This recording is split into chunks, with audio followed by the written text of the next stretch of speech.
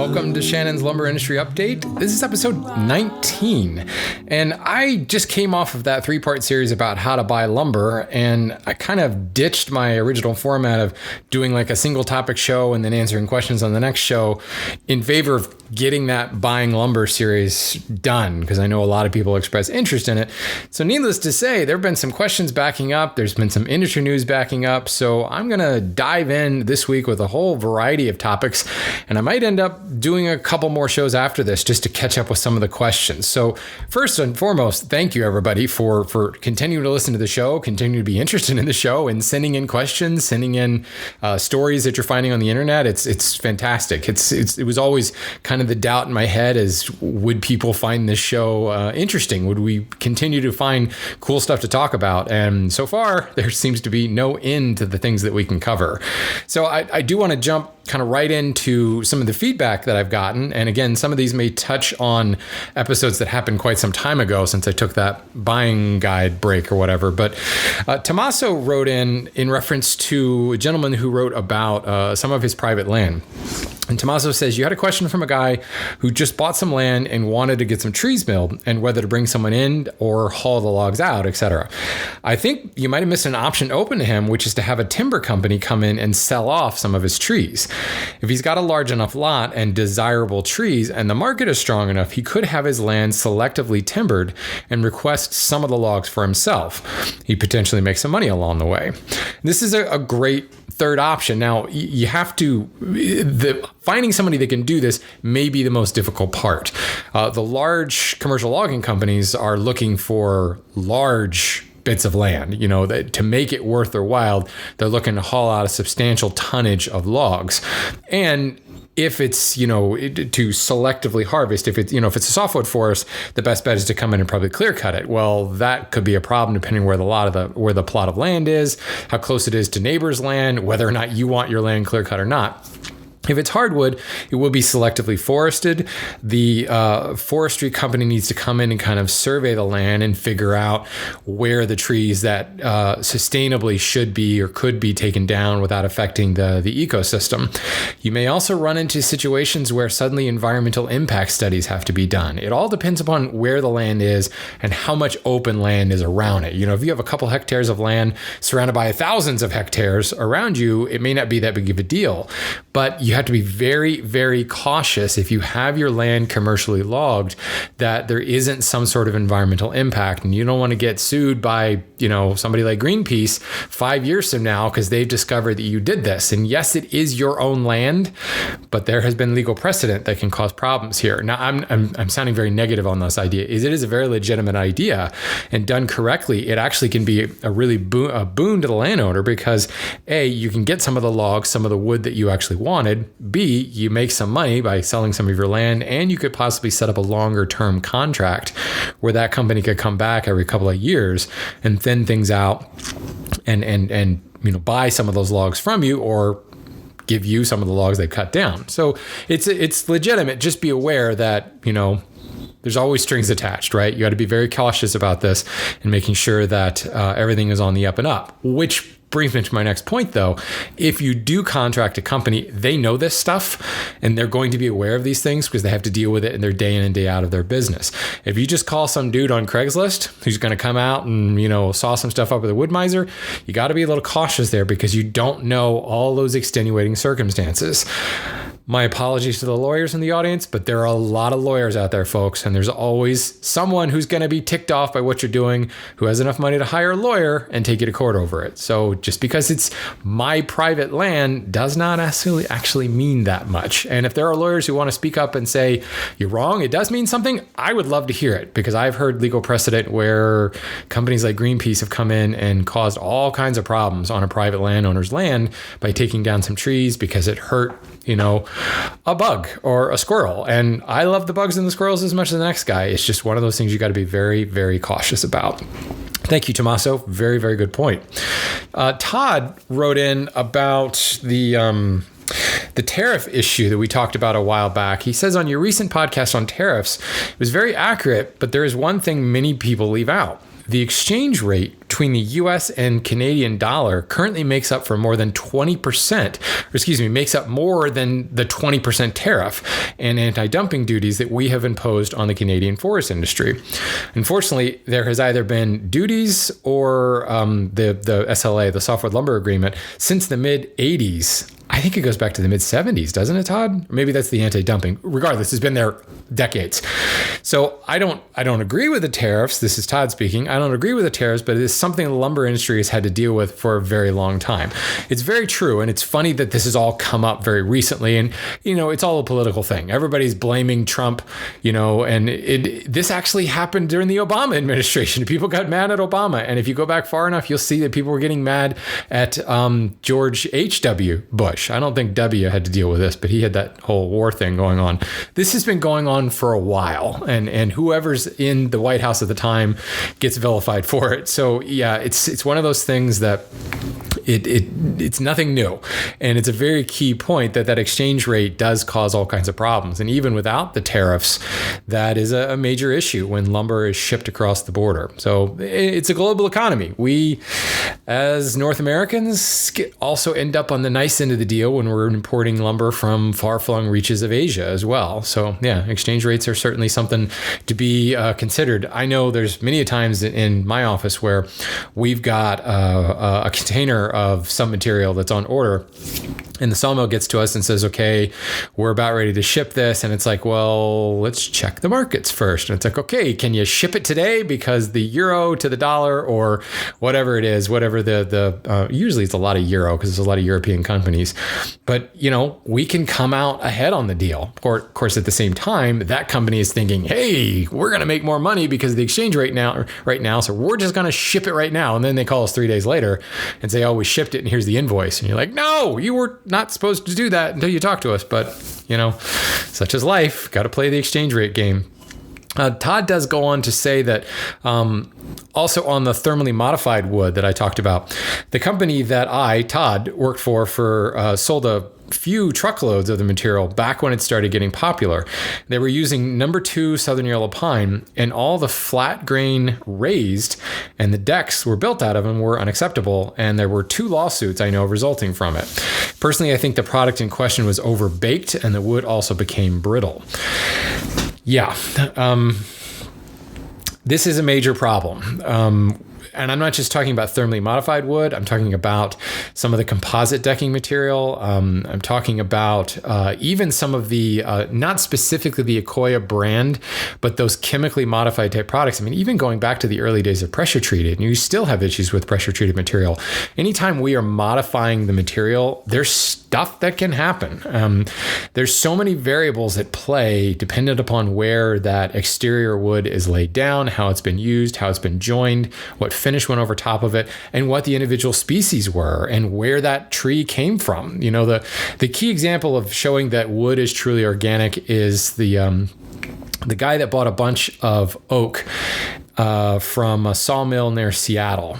And stuff was great. He was working with it, and then he put another board through, and it destroyed his blades. And he replaced his, pulled out the board and couldn't figure out what the problem was, but his blade was run down to nothing. So he bought a new blade, ran a couple boards, everything was fine, ran another board through, and bam, it did it again and destroyed its blade. And he did a little digging only to find out that some of those trees were logged on the downwind side of Mount St. Helens. The other trees were on the other side of the hill and didn't get the full blast of Mount St. Helens.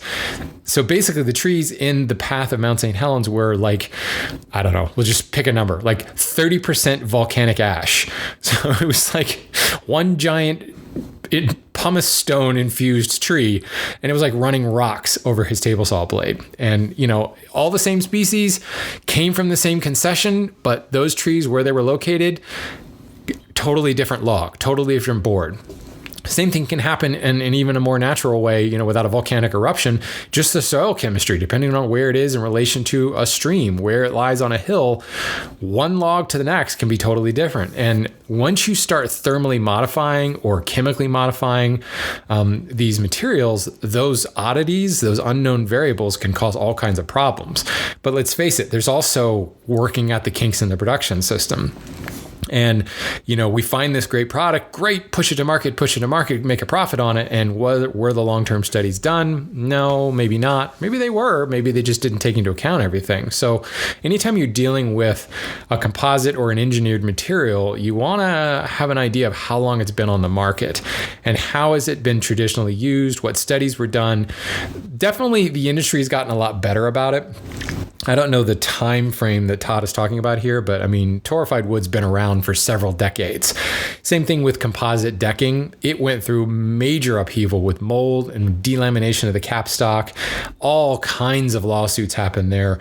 The composite decking material today is night and day difference from the stuff in the 80s and the 90s. And I think you can say a lot for the thermally modified stuff too. There are companies that really do it right, and there's a lot of companies trying to jump on that bandwagon as well. So you have to be very cautious about what brand of this thermally modified wood am I buying and where was it actually produced? And what you find is that a lot of the material is all produced in the same plant, and it's just got a different brand label stuck on it. Same thing with composite decking. When I went and visited the Fiberon plant in North Carolina, they had Home Depot's Veranda brand running. They had Lowe's, I'm forgetting what Lowe's calls their in-house deck. They also had some stuff from Trex running on another line. And then they had Fiberon's own brand of stuff running on all right next to one another. And they came off and they had a sticker slapped on it. It was good to go. I joke as well, my 20-inch Grizzly planer is pretty much exactly the same as the Powermatic planer. There's a, American-made Balder motor in the Powermatic planer as compared to the foreign-made motor in my Grizzly planer. But one's painted green and the other one's painted yellow. And they were produced in the same plant, just on different runs. It's really the same machine, the same cast parts, the same body parts, all that stuff looks exactly the same minus the coat of paint. Yes, there are a few other little details in there that make the Powermatic, maybe a more robust, more durable planer. I don't know. I love my Grizzly planer, so who knows? But yeah, I'm getting off topic here, obviously, but these are the things to think about when you're dealing with engineered materials. Is there's all kinds of stuff that can go wrong, and ultimately you need to look at how do I want to use it, and is it that far outside of the normal way that this product is used, because that's what's been tested. Fact of the matter is, decking is probably the harshest thing you can do to lumber. Maybe even more so than building a wooden boat, because at least, the wood in a boat stays submerged and it's kind of more in constant flux, and you can use, varnishes and things like that to hold it back for a season. Decks get heated up and then cooled all day long. One side of the deck could be in sun all day. The other side is always in shadow. They get rained on. They get all kinds of stuff spilled on them. They are just in a terrible, terrible environment. So decks really can blow up regardless of how well something was dried, how well something was engineered. Decks are a very, very harsh environment. Anyway, that kind of went off a totally different tangent. What else is new, right? So let's look at some industry news. There's been some interesting stuff that's come to light lately. And Scott sent me this article about some logging going on in Washington State that is pretty exciting. It is, for once, the logging companies and the environmentalists have actually locked arms, and they are thinning some of the forests in Washington State specifically to reduce the fire threat. Now, Washington's had some pretty bad forest fire seasons over the last couple of years. And I've talked about this on the show before. Fire is nature's way of kind of culling the herd, of keeping the forest healthy. And with lots and lots of managed forests, or whether it be managed, for recreation purposes, it's not quite a managed forest in the term of logging, but, off limits forest for recreation purposes in a state park, that fire is the thinning that happens from logging is not allowed to happen. So these fires spring up and cause major, major problems. So the environmentalists and the loggers have gotten together and said, well, let's selectively thin these forests and keep the forest fire threat down. Because when the forest burns out of control, certainly it's threats to homes and human lives, but the environmentalists are more concerned about the ecology, the recovery from that, and the animals and all the things that get displaced when that forest fire happens. So this is kind of exciting. I'd be curious to see how long this goes. I'll post a link to the article. It's actually an NPR article, and there's an audio recording that goes with it. It's kind of nice to see that maybe we could start thinking a little bit more rationally about managing our forests, and that logging is not necessarily evil. if it's held in check. And what better way to hold it in check than have an environmental concerned company kind of playing, watch guard over the whole thing, but working together instead of saying, you loggers get out of here and you environmentalists go hug a tree somewhere else. Let's work together and come up with a proper solution. So this is encouraging to hear that. Now, this story, it's mind-bending, and I say bending on purpose because there is a company that is starting to capitalize on the warping of wood.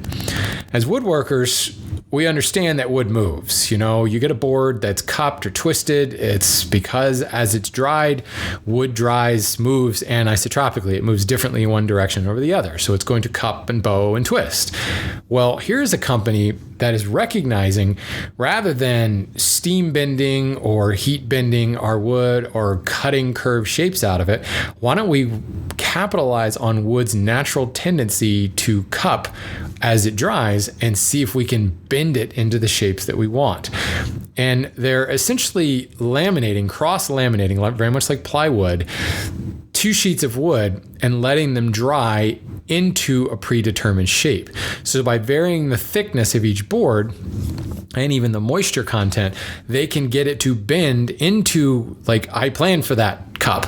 And this is kind of mind-blowing that you can actually create curved structures relying upon the natural strength of the wood, the natural properties of that wood to shrink and expand anisotropically.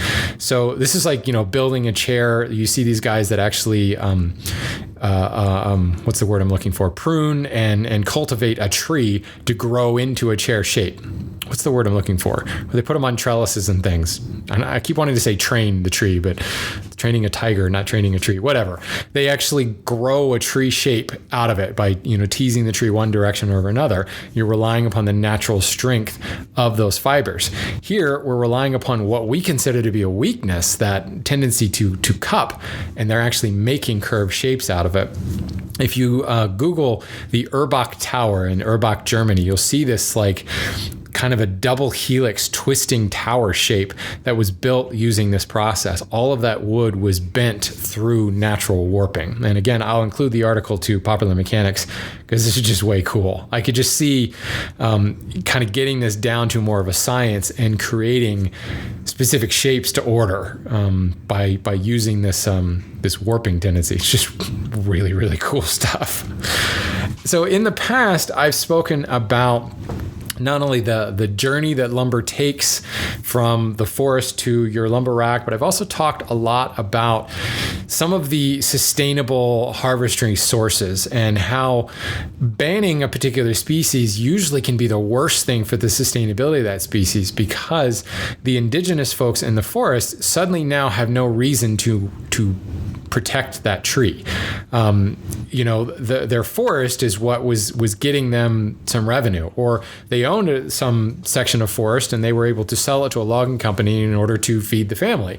Well, now suddenly that species of tree is banned and no export of it is allowed, no logging was allowed, and now they have no way to feed their family. So what they do is they go and they contact the cattle rancher who's willing to buy their land, and now the tree is gone. So the idea being, you have to keep in mind the local communities around where the tree grows. And Ashley sent me a great article on Macassar ebony, and it's specifically from a guy who specializes in Macassar ebony. He's the guy to go to when you want to buy the stuff. And he's got some great photographs and kind of a good story that talks about the forestry practices that they use, and the idea of course, certainly no clear cutting, but most importantly, they work entirely with hand logged sources logged by the indigenous peoples in that forest. And what has happened as this has essentially created a business for this little village. The business of this village is now Macassar ebony. And certainly they have, a community responsibility and stewardship that's built around their forest, because not only it's where they live, but it's how they actually are living, how they're making a living. And rather than having this, big company from, let's face it, most of them are from Europe, That goes all the way back to the age of imperialism. These European companies coming in and managing this. And yes, they're using indigenous people for workers, but they're not, they don't own the company. They don't have any stake in this. They're just punching a clock. Now we're dealing with companies that are looking to engage the indigenous peoples in a much more meaningful way, in a much more financially sound way, giving them some ownership over the land that they're harvesting. And you're finding that sustainable harvestry practices are just happening by their very nature. And this is what I've been saying about the much of the logging industry. Go back a couple hundred years, no, it wasn't really the case. But today, the logging industry, the lumber industry, is very thoughtful about this stuff because we have to think long term. If we just cut everything down, there won't be any of that material left for us to sell, at the rate things go, a couple of years from now. And then you have to go to your customers and say, I've been supplying this material to you, but I can't anymore because now it's gone. It's up to the people actually selling the wood to manage it responsibly so that they have continued stock over the years so that their business can stay viable over the years. Well, this is what's happening with these indigenous people. They're being given that business. The business of their village now is this forest and selling off these materials. And it's very cool. It's certainly not a brand new idea, but it's certainly a departure from the big businesses coming in and managing these forests. So it's worth a link or worth a look, and I will include the link as well. Keeping on the environmental train, have you guys heard of the Great Green Wall? This is something that's been going on for a while. This is now, well, there are two Great Green Walls, although they have named them slightly differently. One is in China and the other in Africa. And the idea is, let's build a wall of trees, aka a forest, in order to hold back the desert. In China to hold back the Gobi Desert, in Africa to hold back the Sahara. And putting up that physical boundary of trees is keeping the blowing sands from further encroaching on the Sahel areas and the, I don't know what they call them in China, the non-Gobi Desert areas. And, the governments have gotten behind this. Now, of course, this is where political gerrymandering comes into play, and China says, oh, we're killing it and we've got all this set up, and analysts are saying, maybe not, it's a little bit more propaganda, but it's still going. They're still building or planting these trees in an effort to kind of hold back the desert.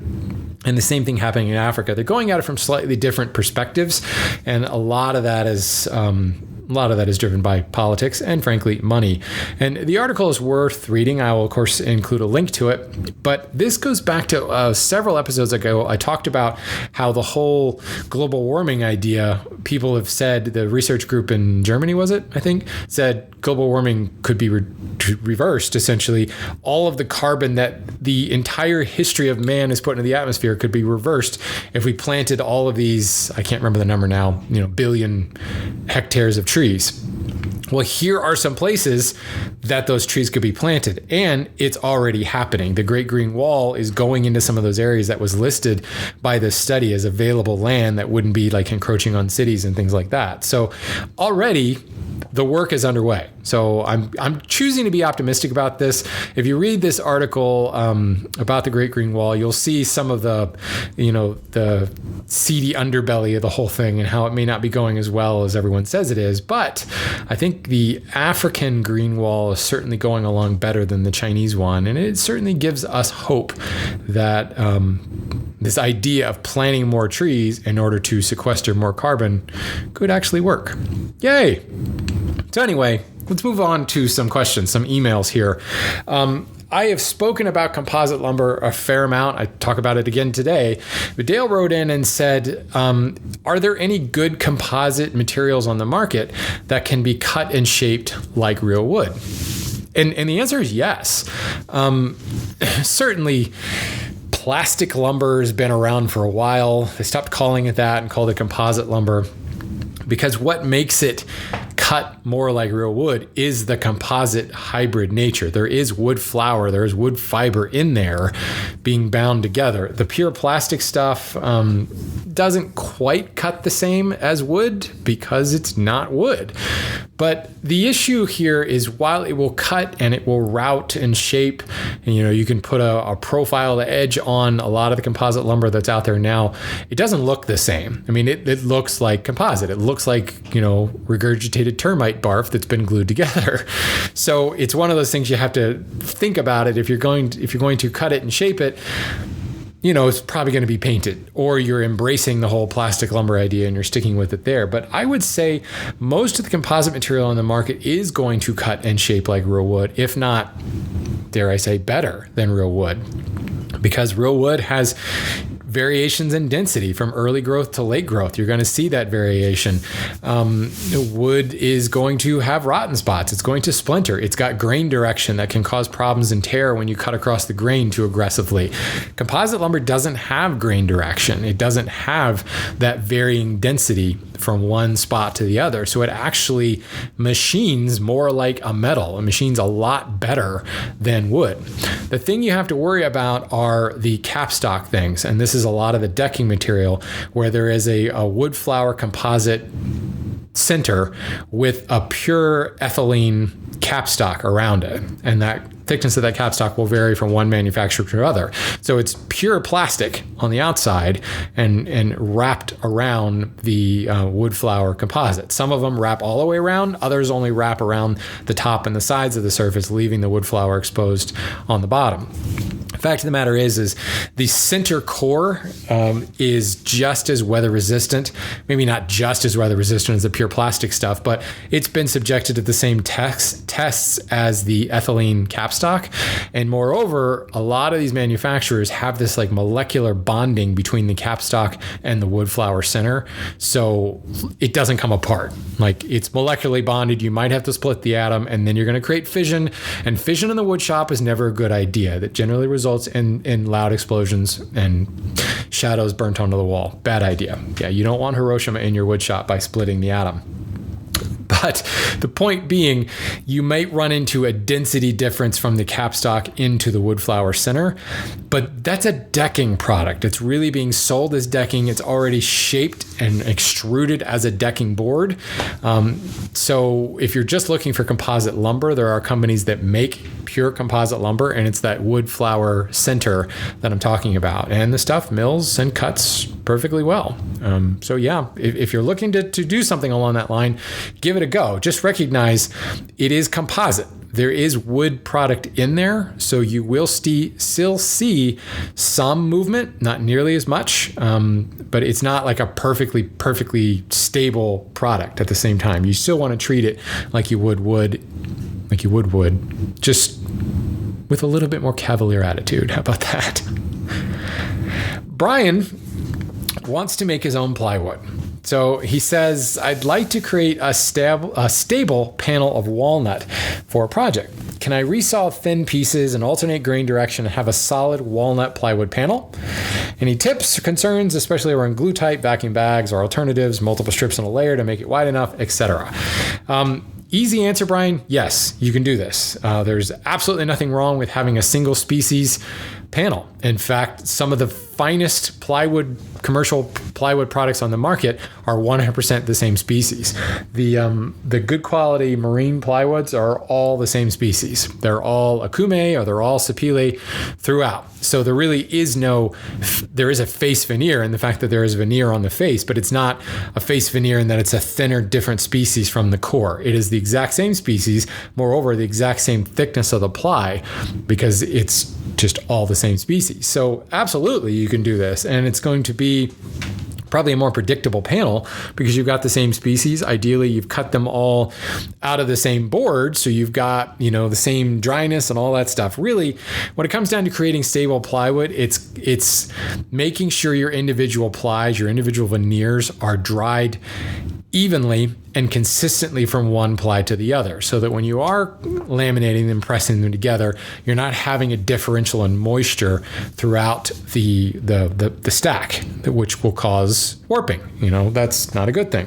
So absolutely you can do this, and it would be just as simple as cutting out your sheets, alternating the grain 90 degrees to one another, gluing them together, and I would use a vacuum bag.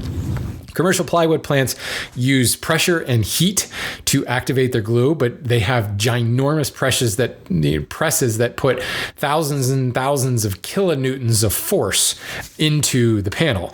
Put it this way, the pressure is so high that you actually could forget the glue and still have a panel come out the other side that's perfectly intact. Now that panel will delaminate over the weeks and months or exposure to moisture, but you actually can have what appears to be a glued up panel because of the pressure and the heat is so high that they do actually bond to one another. That just doesn't make sense in the average Joe's wood shop, but a vacuum press allows us to create uniform pressure that's thousands of pounds per square inch. So very good thing. That wonderful column of air that lives above us, aka the atmosphere, exerts a huge amount of force. And a vacuum bag is probably the way to go. Moreover, depending on the size of the panel you're trying to create, it may be the only option. Creating actual clamp press to cover even a 2-foot by 4-foot panel is really difficult. It's going to require a lot of clamps to get even pressure, and a simple vacuum bag and a vacuum pump can generate actually more pounds per square inch that way. So I would recommend going with the vacuum bag option. I don't even really see there being an alternative other than a platen and typical veneer press from above, but that's just going to require the construction of a lot more stuff. It's going to take up a lot more space, and a vacuum bag is really the way to go. Now, if you need to tie strips together in order to make that panel wide enough, this is what's known as stitching in the plywood world, because there is something that actually stitches together. There are plywood stitching machines where two sheets will be jointed, so you've got a nice flat edge. They're laid side by side, and it runs through a giant sewing machine that does a zigzag stitch across and holds it together. That's fine, but then that stitches in your plywood panel. What most companies today do is they joint all those edges, they run it through a glue bath, and then they're laid out sequence match next to one another and pressed together, again using a heat activated glue. So those veneers are actually then glued together along that jointed edge. Then those sheets are taken, laid together, cross-laid together, and laminated into a larger panel. You could do the same thing in your shop, but I think what you'll find is if you're making like a single panel at a time, which is probably more likely, treat it like you would like a marquetry panel. Now, marquetry panels are probably going to use veneer tape, and you could use veneer tape to glue together one ply at a time, set it aside, let the glue cure, scrape off the tape, and now you've got your ply. That's one way to do it. But I also think that just laying it up on a back platen like you would in your vacuum bag, laying the parts together, laying another sheet on top of it, and keeping the pressure and the glue, helping the stickiness of the glue. And this is a great opportunity for something like, hide glue and even hammer veneering. If you wanted to hammer veneer those two sheets together and then put another ply over top of it, it's going to hold together. And as it's pressed, it should stay together. Now, there's also always the opportunity you get a little bit of creep in there as things slide around and you get in opening up a void. But really, if you're careful as you're pulling things together and even taping your sheets together on the edges that could be trimmed off later, you can actually get those seams glued together relatively nicely. And it just takes time and a little bit of diligence, but it can be done very easily in, the average Joe's shop. This again is where the whole vacuum bag idea is a better idea, because as the air is sucked out of that bag, it's going to apply uniform pressure, and you're going to not have a tendency of things to slip around in the bag. Also, putting on the glue, laminating things together, and then this sounds a little counterintuitive, but actually waiting a little bit so the glue starts to get tacky and it's not slipping around, then firing up the vacuum press and applying the pressure. That way things are a little bit tacky and they're not going to have a penchant to slip around on you. Now, as far as the glue to use, there's a couple of options available. Really, it's two-part mixes or something that's already mixed. And when we're looking at two-part mixes, Unibond is the first one that comes to mind, is the brand that comes to mind. That has two parts. There's a resin and a hardener that mix together very much like epoxy. There's another product called UltraCat that is actually water-based. So 2 parts is one's the resin, the other part is water. They have the UltraCat water-based stuff has a slightly shorter open time. I want to say it's like 20 minutes, whereas Unibond's more like 30 minutes. UltraCat cures slower, 8 hours, I believe, as compared to Unibond curing much, much faster in around 3 hours. In the individual shop and the hobbyist woodworker, cure time's not that big of a deal. We throw it in the vacuum bag, you go to bed. The next day, you're generally good. So that cure time's not that big of a deal.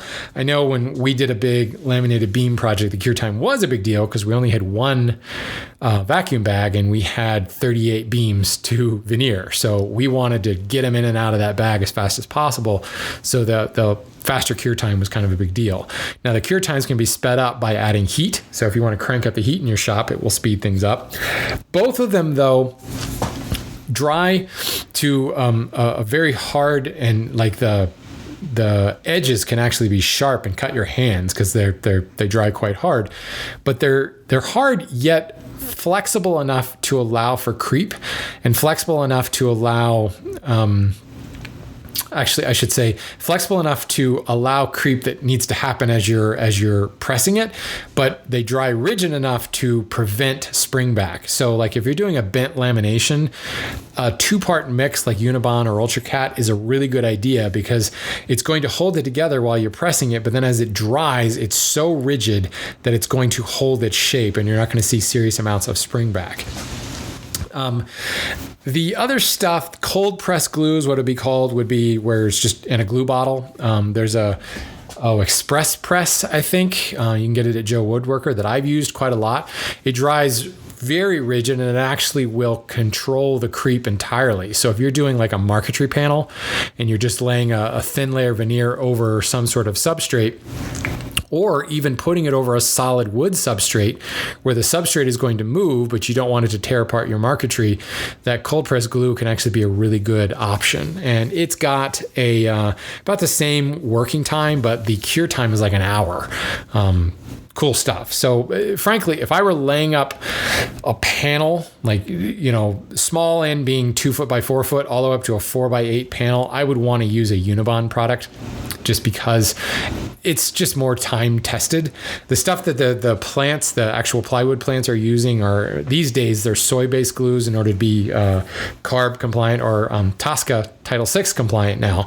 They're using soy-based glues, and a lot of that relies upon the heat and the pressure activation. So for the average woodworker, average person who doesn't have a large plywood pressing plant, Unibond or even UltraCat are really good options. And, just requiring to mix them up, paint them on with a roller, throw them in the bag, and let them cure however long it says for them to cure on the side of the box there. The one thing I will say about the cold press glues is they have a press time and a cure time. And the reason there's a difference is you actually don't want to leave that cold press glue in the vacuum bag through the entire time. You want some oxygen to come in and allow the curing because they're oxidation curing glues. So the press time is the time for everything to kind of tack up and not move around and be relatively rigid. Then you can pull it out of the pressure and let the oxygen cure it the rest of the way. So it's important you recognize there are multiple steps there, and you can't just walk away and leave it in the vacuum bag for hours and hours and hours and hours. You really just want to leave it in there an hour, pull it out, and move on to the next one. So it can be really great if you've got multiple parts that need to be done, multiple pieces of plywood that need to be done.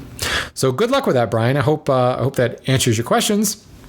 Good luck making plywood, and I'd love to see it. If you make like a solid walnut panel, that'd be really cool to see. It would actually look really cool on the edges as well. It'd be kind of fun to see that. The other thing I will say is look at hybrid cores. You can Google hybrid core plywood and see kind of how they lay in cross banded strips in order to create a more stable panel. And you could really play, instead of just taking one ply, cross laminating 90 degrees to the other, you can actually use several parts in your ply and do cross lamination, almost like battens across the panel in order to keep things more stable, to keep it flatter. Just look up cross banding or hybrid core plywood, and you'll find some diagrams and things on how some of that, it's more than just typical cross lamination going on in there. It's cool stuff. Well, that's it, folks. That's all the questions and industry feedback and all that fun stuff that I want to cover today, at least. Lots more to talk about in the future, but it seems like a good stopping point. So I do want to say thank you to everybody who sponsored the show on Patreon. This really makes it a lot easier to keep the show going. So thank you, everyone. And thank you, everyone, for sending in your questions, sending in those articles. This entire show is essentially put together by you guys. So I love that. I love the audience interaction.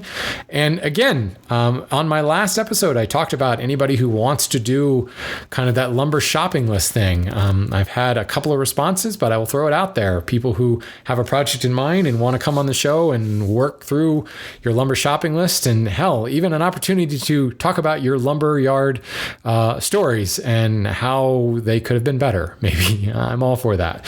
So that's it for me, folks. Go buy some lumber.